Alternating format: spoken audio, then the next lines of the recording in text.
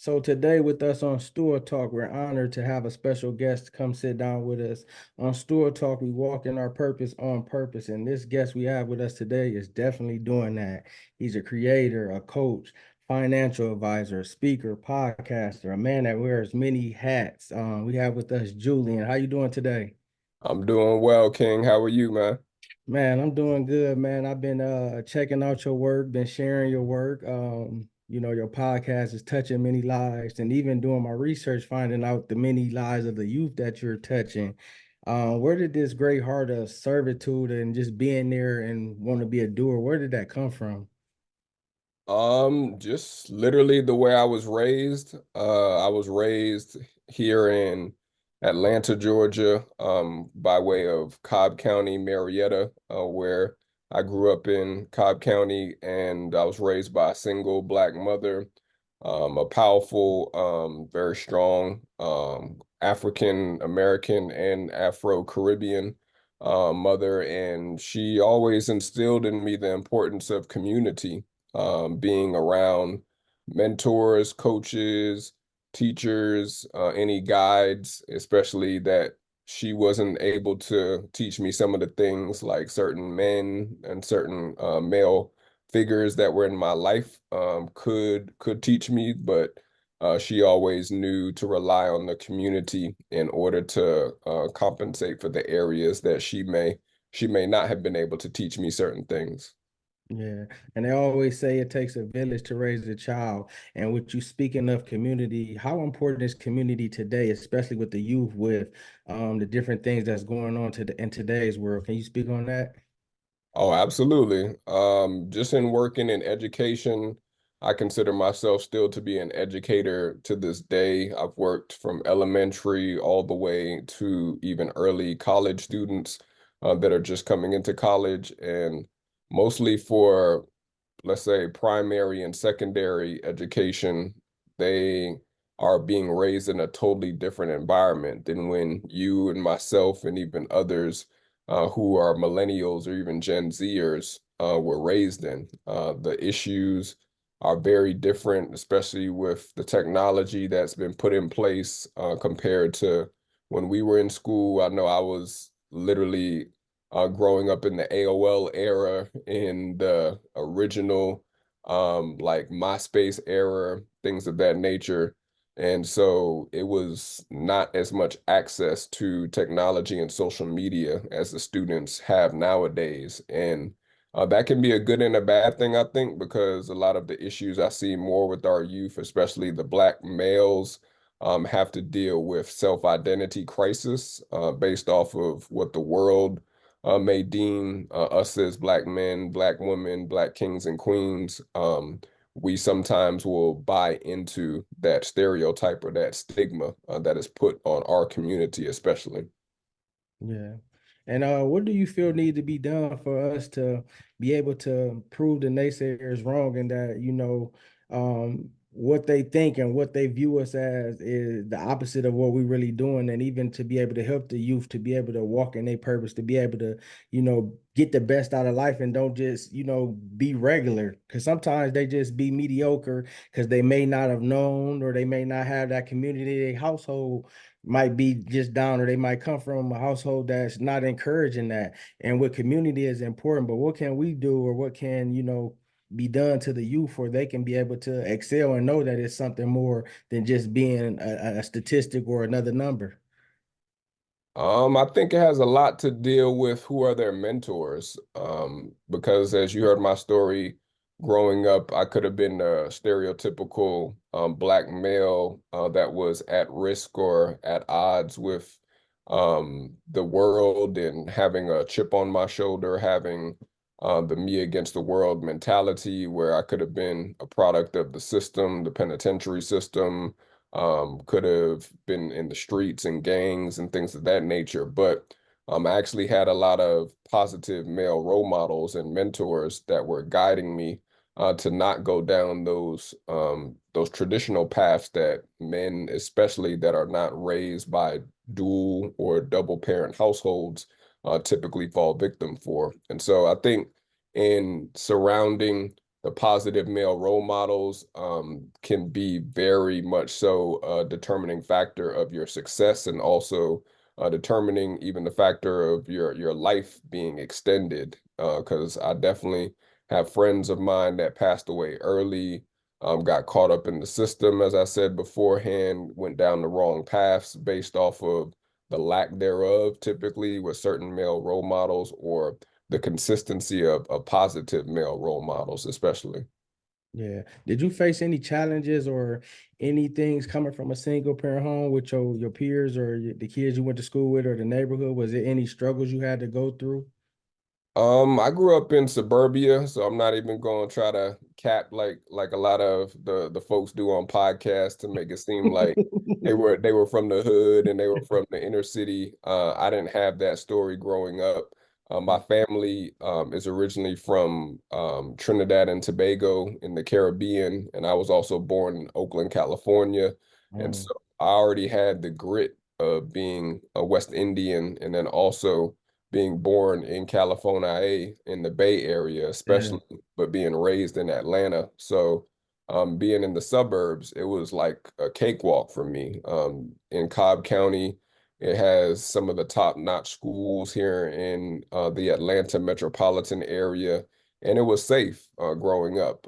I didn't have a lot of issues in just being able to be a youth and being able to be just who I wanted to become, and also not have to worry a lot about my environment getting the best of me. So I can't say that I had a bad or a negative upbringing, even being from a single parent household growing up.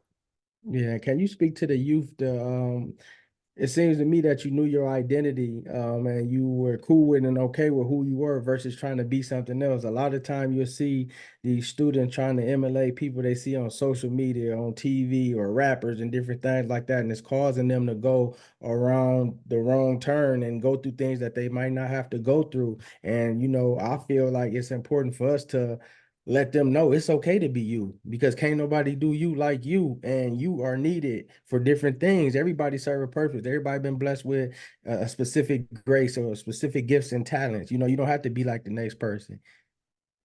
Yeah, the identity crisis is really what you're hinting to, King, because there's so many labels, stereotypes, and stigmas that are put on not just Black kings, but even our Black queens, that it's really like a whole bipolar crisis, and even people that have split identities, because the world is teaching you to go one way, and especially for those who are believers, who are followers of Yahshua, you're going to have to go against the grain of what the world is pushing, especially with the youth nowadays dealing with the sexual identity crisis, the gender crisis, the drug crisis, the social media crisis. There's so many different things compiled in one that are wanting to tell you who you should be and identify who you are versus what the word of God tells you versus what your parents wanted to ingrain in you, or even from what God Himself had created you to be. So there's a lot of distractors and also a lot of distractions, but there are ways to rise above those things. Yeah.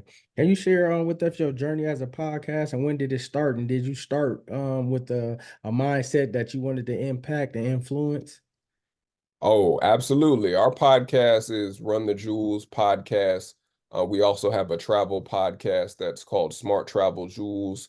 But we started Run the Jewels basically for an outlet for our consulting, our educational consulting enterprise called Smart Jewels Enterprises. And everything that we do, it revolves around the theme of shine like the bright diamond jewel that you were created to be.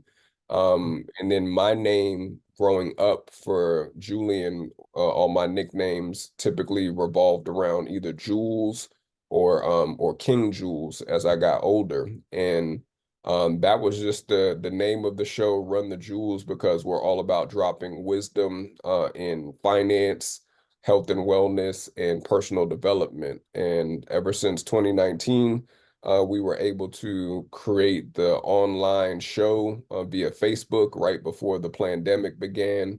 And then from there, we saw that podcasts were literally the wave of the future. And we decided to not just have the online live stream show that was on Facebook, but to actually turn the audio into an actual podcast via Spotify and Apple podcasts, especially. So we've been streaming on Anchor. Shout out to Anchor. And also, literally, that is the main outlet that we've hosted our RSS feed on. And ever since then, we've been able to reach international audiences while also gaining new clientele, new sponsors, new partners for business purposes and projects that we're working on, and just to meet phenomenal entrepreneurs and young professionals that are trailblazing in their careers or in their business that they have. Yeah, man, that's excellent and it's very needed too. How did you become a global ambassador for youth empowerment and how has that helped you since you started? Just having a passion for youth. I thankfully have been gifted with like a young look. And so even without my glasses, people always tell me I still look like I'm straight out of high school or in college. And so that's one of the main things I'm able to get on the youth and even young college students level because they think I'm one of them. But then when they hear the vernacular and see I have a little bit more depth in my speaking and also in my poise and maturity, they're like, "Who is this guy?" Or they're like, "Who are you?" And so and Yeah. so that always catches a lot of people off guard when they see me at first, and then they also hear me second. But the youth they need us, not just here in the States, but even globally. My background again, I have West Indian and also West African in my culture and my DNA. And so no matter where you go in the world, there's always going to be a need for youth to be served and to also be educated, empowered, and also elevated. And that's just been a mission of my life is to help give back to the younger generation. From an early age, I saw the need even when I was a youth to still be serving younger youth through tutoring, through coaching, through mentoring, through athletics, especially because I was raised in athletics with soccer and basketball being my main two sports. And so, like athletes and sports is a part of life, I believe. It teaches so many lessons, so many different things that individuals that are not in athletics are not taught. And so, they need that structure. They need that positive guidance, those positive guidance, and also they need to be led. Yeah. And how does having faith influence messages, faith influence podcasts, and even people of faith on how is that being able to help the people that's watching the blue? How does it influence it? Is it doing good? Do you hear the stories? Do you hear the feedback? Or what is your idea of what you're trying to do to reach them? Oh, faith is the glue and the foundation of literally not just the podcast, but even of working with youth. Yeah. Because as I mentioned before, all the distractors of the identity crisis with gender, sex, drug crisis, all those things that social media too that are constantly vying for their attention, they may either lose faith or may question their faith at all times because of what is happening in the world all around them. And so, in being followers of Yeshua and also accepting Christ, the Messiah, and also even allowing the Holy Spirit to come into your life and lead you, you can always tell those youth who are set apart or the set apart ones, as I like to say, because the youth nowadays, as I said earlier, are not the same youth of when we were in school because they don't even necessarily know which bathroom to go into when I work in the schools nowadays, let alone know how to identify with their sexual gender or orientation. And so that in itself is a whole different beast that the youth are literally struggling in order to have self-identity based off of if they are followers of Christ and also followers of Yah or whether they are followers of the world. And that faith component is one of the things I think that separates them from the rest of the pack. That faith component is one of the things that separates their outlook on life, their vision, and even their attitude towards themselves, their family, and their communities within that environment that they grow up in. Yeah. And how important is selecting who you have on your show and allowing them and their voice to be heard for it can be impactful? Oh, we go through a rigorous selection process, mainly in only targeting individuals that already have a voice. If you can't speak on behalf of what you're talented, passionate about, really goal-oriented and focus driven with, then how can you speak on someone's platform, whether it's YouTube, podcast, whatever the case may be, and to be able to speak confidently and boldly. And we always try to go after millennials first, because I'm a millennial. We started off serving with millennials when we first began the podcast in 2019. And ever since then, we also wanted to start attaching ourselves to Gen Zers, a part of the next generation. And we've even had some guests from the Alpha generation, which are those basically who are in school from high school all the way down to late elementary school right now. And it's just been a blessing to be able to see the kings and the queens that are literally trailblazing in their career or in their business or entrepreneurship endeavors. And we always try to give a lot more people of color, like myself and yourself, more of a voice too. I wasn't trying to solely have Black and brown kings and queens on the show, but it originally morphed into that because those were the individuals who were my target audience that were more attracted to come on the show. That's not saying that I didn't go after some of the white brethren and some of the other, of course, ethnicities, but at the end of the day, people are going to resonate with your story and also with what your voice and your vision is. And so we have been able to attract a lot of different Black and brown and even Asian individuals to come onto the show and to be able to share their jewels of wisdom with our audience since we began. Yeah, and we are overcome by the blood and the words of our testimony and allowing people to see, the God in us and seeing our journeys and seeing what it takes by our experiences or what the wisdom that, God puts inside us to be able to give to the people that watches us, the viewers. Could you share a memorable time or a moment of a podcast that left a memorable impact on you? Yeah, we've had a ton of great stories. Even a lot of people, King, that we've had on the show in the earlier stages of 2019 and 2020 have gone on to literally like blow up with Mhm. their career, their product, or even their business. And so I'm thankful of a lot of the stories of youth that are even in high school and early college that have come on the show. One that I can speak on off the top of my head would probably be one of my mentees. His name is Dominic Bazant, and I've been mentoring him with Big Brother, Big Sisters of Metro Atlanta since he was, I believe, either 12 or 13. And right now he is seven. He's about to be 17 this summer. He just turned 16. And he is a very bright young king that just needs a little bit more attention because he's special needs, but he also is homeschooled. And he, when I first met him, was lacking a lot of the social skills that a lot of homeschool students do lack because they're not raised in the public or the private school sector because they are taught at home. And being able to not really speak with adults, not be able to hold conversation that's free flowing with adults, and especially being someone that special needs, he was lacking a lot of the confidence and also the wordplay to be able to hold in depth and also in intellectual stimulating conversations.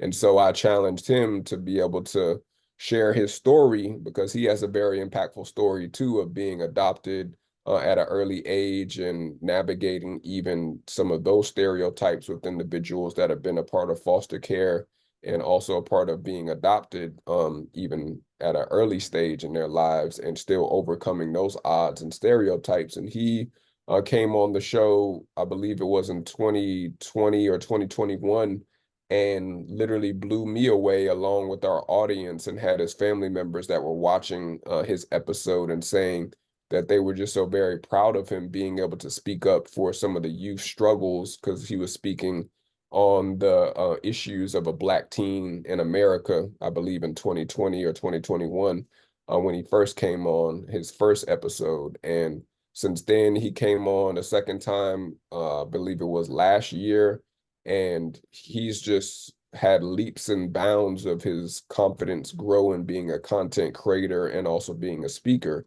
since coming on the show, and even being able to segment himself to be a voice of truth and also a voice of empowerment, even for youth with special needs and also those youth who are struggling with their identity within Christ too. And that has been probably one of the most impactful episodes, and seeing the fruit of the labor that I put in with him and being a mentor, a coach, and also a guide for him, while also hearing him improve his speaking skills, which a lot of adults even struggle with public speaking, let alone coming on a podcast to speak just one-on-one with someone else asking questions. But he was one of the ones that took the tip of the iceberg when it comes to our podcast.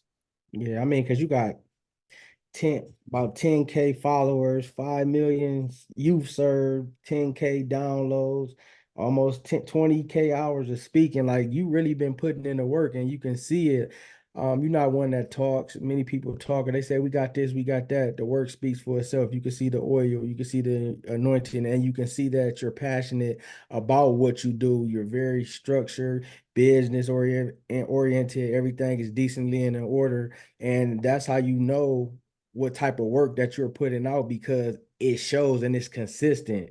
Even the thoroughness in your interviews, even the way that you structure it, you can tell that you're doing it, and it's not just no, you just going through the motions with it, and that's just needed. And I commend you, on what you're doing, because you're going to be a blessing because of all the seeds you're sowing into the youth, into people, into young women and men.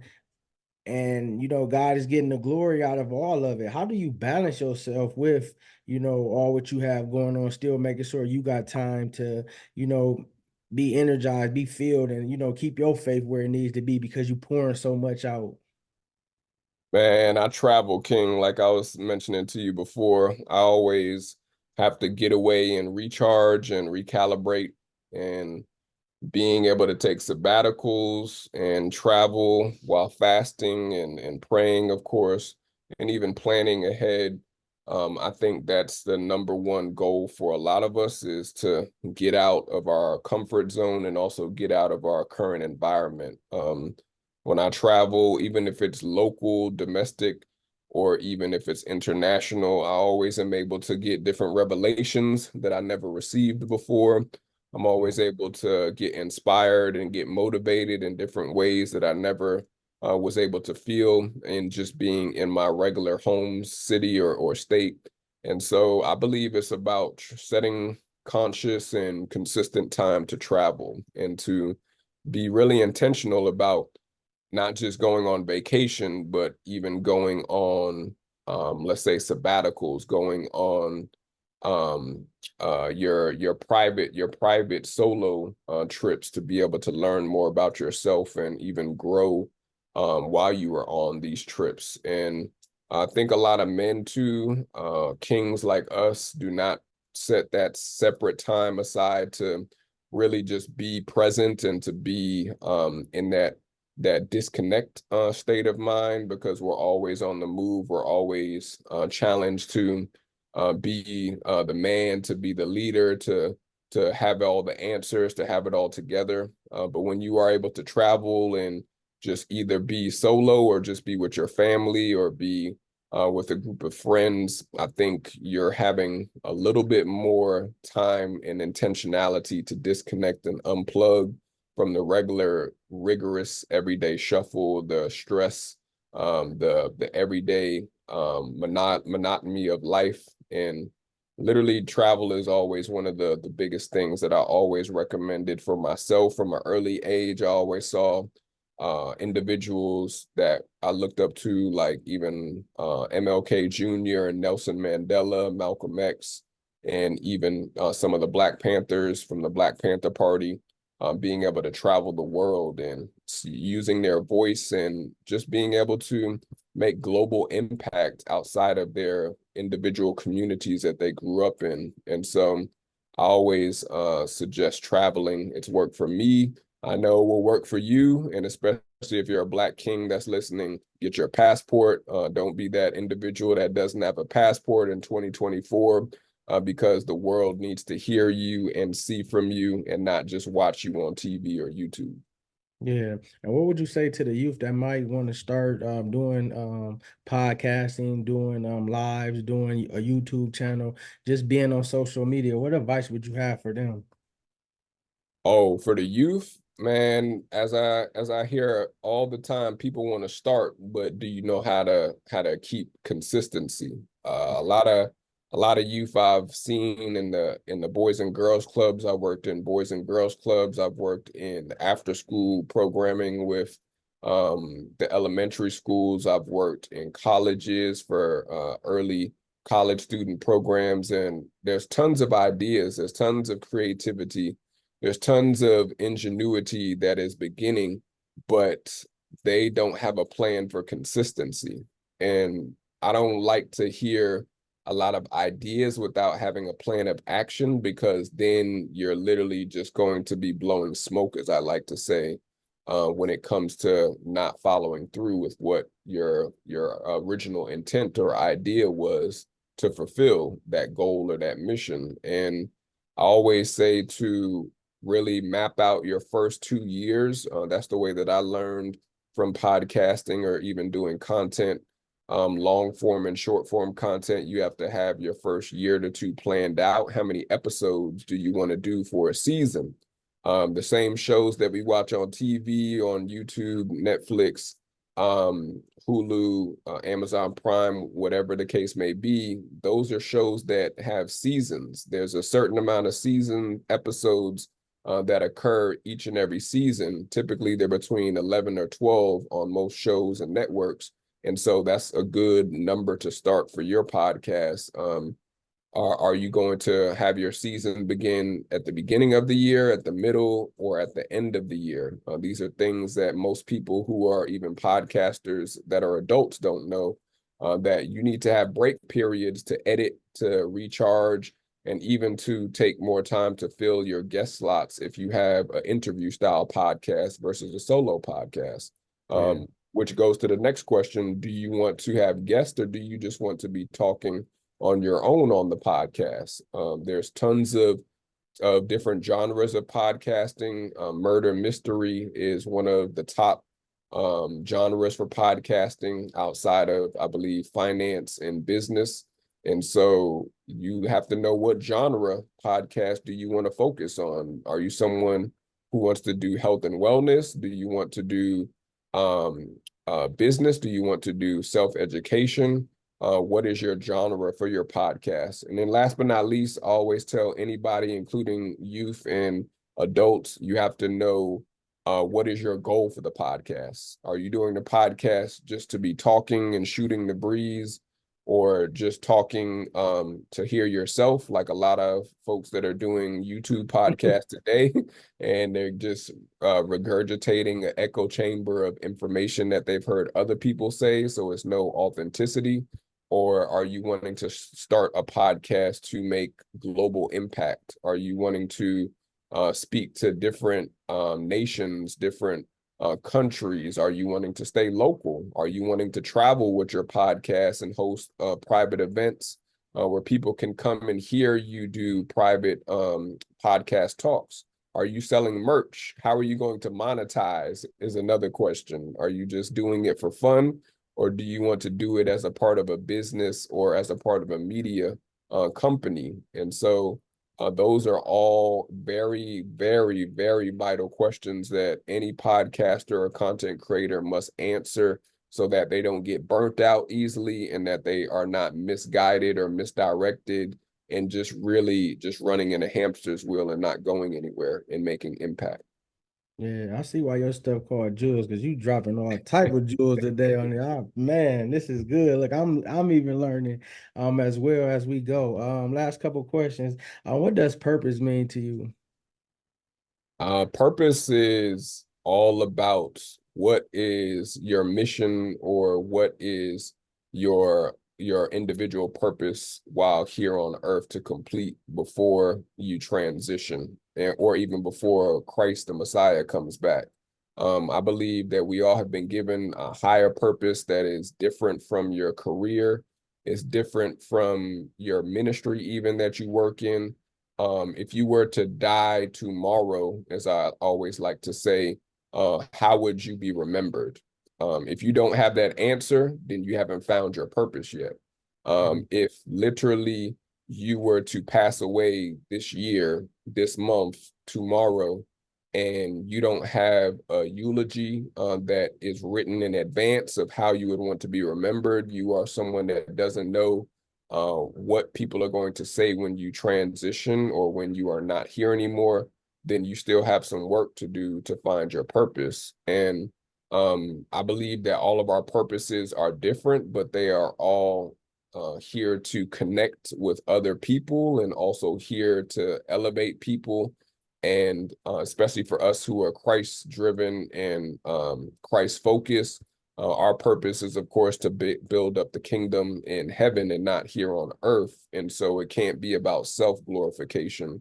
It has to be about what are you doing for the kingdom? What are you doing for the kingdom of heaven? And if you plan on literally going to heaven, like what are you doing to help others get there too? Because we don't just want our families to not be able to make it in for those of us who are believers and us to be the only individuals that are able to make it in. And so how are you helping to lead others outside of what you are doing with your own life and what you are doing with your own mission? And so that's why I believe purpose is mission driven, it's mission focused.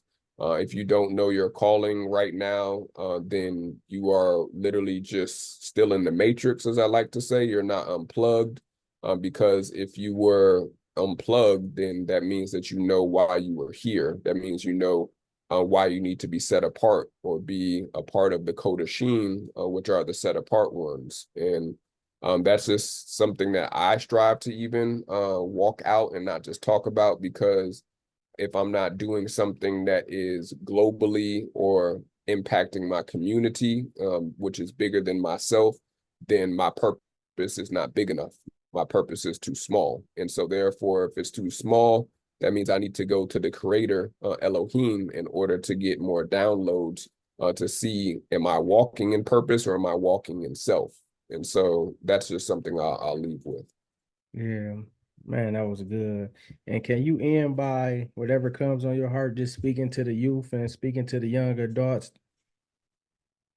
Oh, yeah. What I always mention to the youth is that life is short, especially nowadays. There's tons of youth that are passing away at an early age, just like the adults are passing before their prime or before uh, their their their their time that they were supposed to exit. And so really think about why you are here. Um, there's tons of youth that I meet every single year that are doing way more to make an impact than even adults that have been here 30, 40, 50 plus years. And so you're never too young to make an impact. Don't let any adult tell you that you're too young to know this, you're too young to be able to do this. Basically, don't settle for someone that is not walking in purpose to tell you why you shouldn't be walking in your calling or walking in your purpose. Find your passion at an early age so that you can literally bear and walk and have fun under the shade of the tree that you were able to grow and able to build with the shade that you're able to embrace and sit under the leaves when you're an adult. Because if you find that passion and that calling, then you are way light years ahead of most adults who still have yet to find their calling and still have yet to find their passion and their purpose. And so really hone in on your gifts. For those who are believers, who are youth, don't let a lot of temptations and the distractors or distractions of the world pull you into conforming and pull you into wanting to be like the world. Because if you are a follower of Christ Yeshua, you have to already know that you have a target on your back, and that you have to know that you will have to be set apart. You can't blend in with the world and think like the world if you want to do Christ-like things. And that's just something that I always mention when it comes to your identity.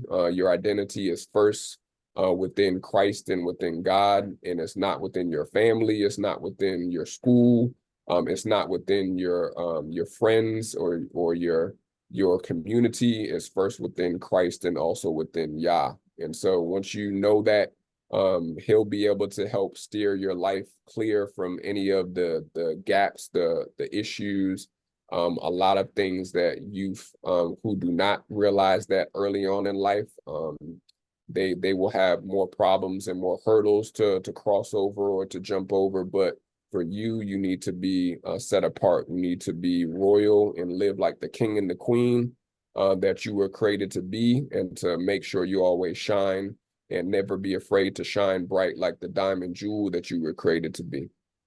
Yeah, that's good. That's good. And where can everybody follow you at and see what you got going on and see what you got to offer? We literally have one main site, Smart Jewelz, Jewelz, enterprises.org, where you can find everything that our educational consulting company does. And it also has my social media handles on there for YouTube and also for IG and Facebook at King Jewelz Speaks.